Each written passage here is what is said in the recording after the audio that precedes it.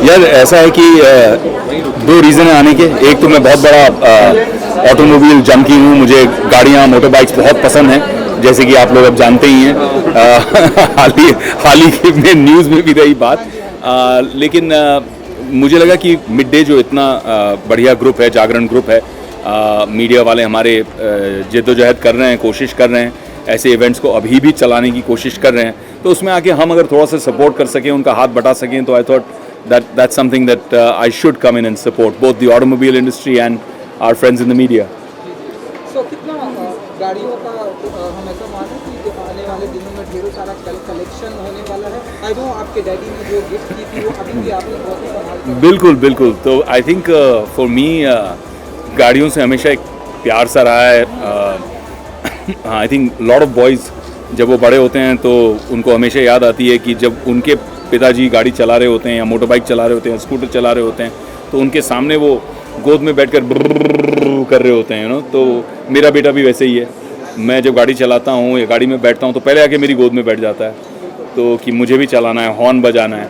तो एक प्रेम तो होता ही है, कनेक्ट तो है ही ऑटोमोबाइल से। बड़े होने के बाद में I think it's been amazing and I am really looking forward to it. मैं भी बता रहा था कि जब हम छोटे थे तो हिंदुस्तान में पद्मिनी, फिएट या एम्बेसडर बहुत हुआ, तो एक कॉन्टेसा हो गई या फिर एक मारुति एस्टीम, ये गाड़ियाँ हुआ करती थी। आज इंडिया का ऑटोमोबाइल सेक्टर इतना वाइब्रेंट हो गया है, इतना कमाल हो गया है कि दुनिया का हर ब्रांड पहले हिंदुस्तान आने के लिए सोच रहा है। आज टेस्ला भी हिंदुस्तान में उतर रहा है। तो I think it's a great thing for India as a country. And मुझे ये भी खुशी होती है कि हमारी जो गाड़ियाँ बनती हैं, जैसे महिंद्राज हैं, वो इंटरनेशनल क्वालिटी को टक्कर दे पाते हैं। मेक इन इंडिया से यहाँ से एक्सपोर्ट कर पा रहे हैं। आज जो नई थार निकली है, आई थिंक उसकी क्वालिटी इतनी अच्छी है, it's comparable with any other international SUV.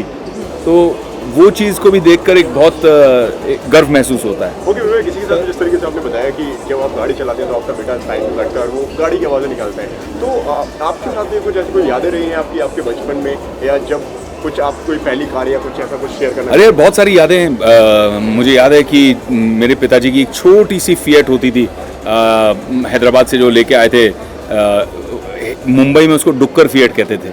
डुक्कर यानी कि पिग, या तो वो पिग की तरह दिखती थी, छोटी सी, तो उसको डुक्कर फिएट कहा करते थे, छोटी सी होती थी। मुझे याद है कि उस ज़माने में धुआं निकल जाता था कि अगर रेडिएटर में पानी डालना भूल गए तो वो भी अभी याद है मुझे। अब तो वो सारी चीज़ें you know it's just gone, but मुझे याद है कि हम लोग लोनावला जाते वक्त साइड में उतर के कपड़ा बांध के कैसे डैड वो रेडिएटर का कैप खोलते थे और हम लोग धीरे धीरे करके उसके अंदर पानी डालते थे। तो ये सारी चीज़ें एक बचपन की यादें हैं। मुझे याद है कि वो गाना निकला था मनु भाई की मोटर चली पॉम पॉम पॉम, तो मेरा फेवरेट होता था गोदी में बैठ के जब भी पॉम पॉम पॉम होता था तो हॉर्न बजाना, पॉम पॉम पॉम। तो इतनी सारी छोटी छोटी यादें हैं।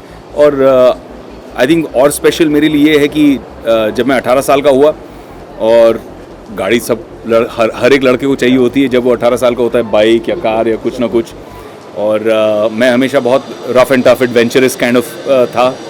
तो I had one gold medal at the Indian national youth festival for theatre, and one day I came home and सामने एक खूबसूरत सी Mahindra CJ 340 short jeep open top with big fat mag wheel tyres. ओहो, वो दिन मुझे आज भी याद है। मतलब I was in love and I was like ये मेरे लिए, and that was my father's gift to me, and I still have it, I still cherish it. अभी भी हम जब आप लोग आते हैं गणपति के समय, हम लोग जब विसर्जन करने निकलते हैं तो उसी जीप में निकलते हैं, and that drives it and I sit on the side, that's still a part of our family. उसी में हमने नोटिस किया आपके बेटे भी जैसे कि आपकी गोद में बहुत बैठ के वो बहुत मस्ती करता है वो, उसकी फेवरेट गाड़ी वही है। But I think it's a great time now, electric vehicles आ रही हैं, मैं खुद इन्वॉल्व होना चाह रहा हूँ। I am involve with many startups as a co founder and chief strategy officer. कुछ इलेक्ट्रिक व्हीकल कंपनीज मुझसे बात भी कर रही हैं इस वक्त, electric motor bikes, electric super bikes, electric cars, electric commercial vehicles. I think Hindustan is going to become a big hub for green technology. Currently looking at the way solar power and International Solar Alliance में हिंदुस्तान ने इतना बड़ा एक कदम रखा है. So I see the future is clean, green and Indian.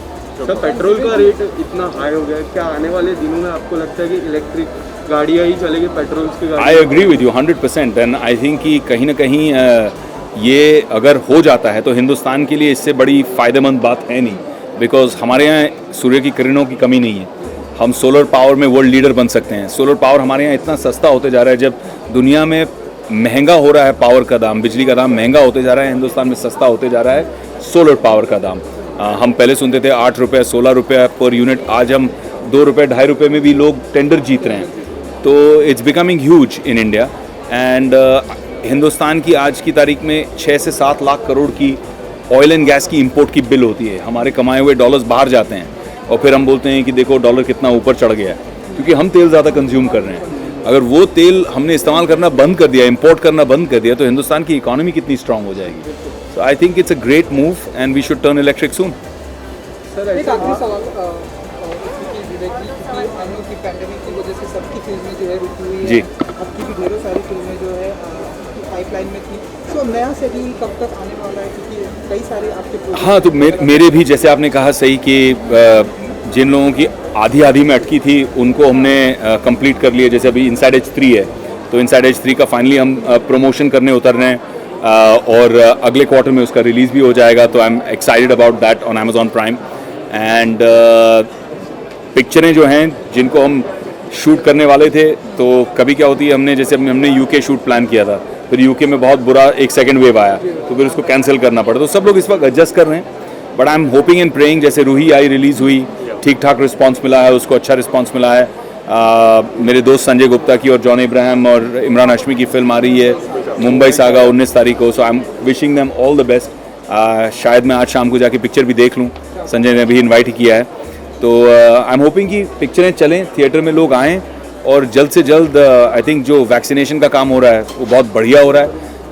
मेरे माता पिता उनको पहला डोज लगा, हमें किसी को फ़ोन करने की ज़रूरत नहीं पड़ी, हमें किसी के साथ कोई VIP ट्रीटमेंट करने की ज़रूरत नहीं पड़ी. सिंपल कोविन ऐप पे हमने डाला.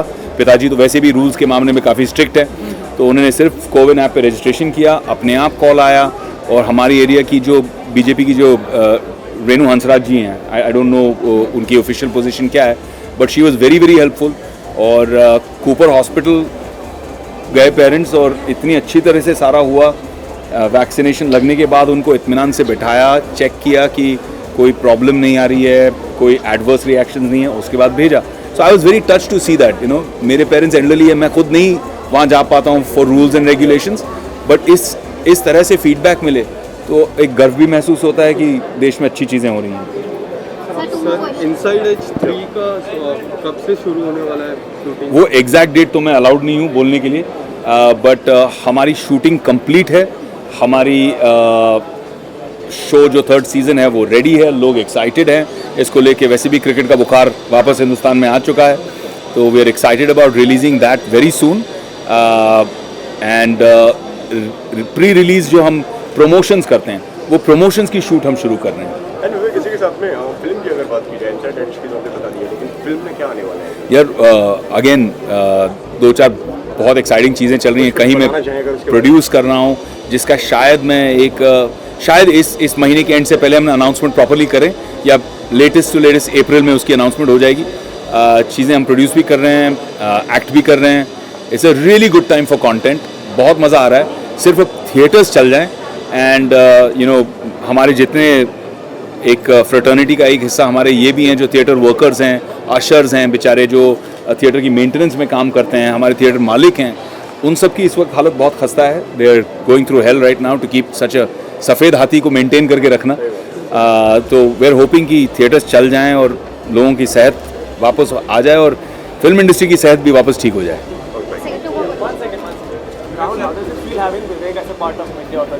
So I would just say I would like to welcome everyone, all the participants. Just as you asked for Vivek sir, is like a family, and he is a person with a golden heart. And I think we have started our partnership since last event, which was in the month of December, during the COVID period. I would just say thank you for always being there with us and always supporting Midday as a brand. You know, Rahul, you've been so dynamic with your leadership, and you've been so positive, and you know, you're taking so much initiative that Midday is lucky to have you. Thank you. And I think this partnership has begun on a great note, Yes. and I will continue to support all your initiatives. And likewise, hopefully, you know, we will take this partnership forward in many ways when our shows and our films are coming out too. Yes. Thank you. Please tell us about Midday Auto Expo. Yeah, so I would just like to add that, you know, we have this is our 7th edition, and our first edition which we started, which was a grand thing, which we did it in the mall called Infinity at Malad. Then it was Sidco, and this is the first time that we have organized this event at our city. So I think it's a good venue, you know, decent crowd, and with the presence of Vivek sir, it has been super. He's the real chief guest today, but look at this guy, So, Aarti his Nagpal. son, Thank you. Rahul's son.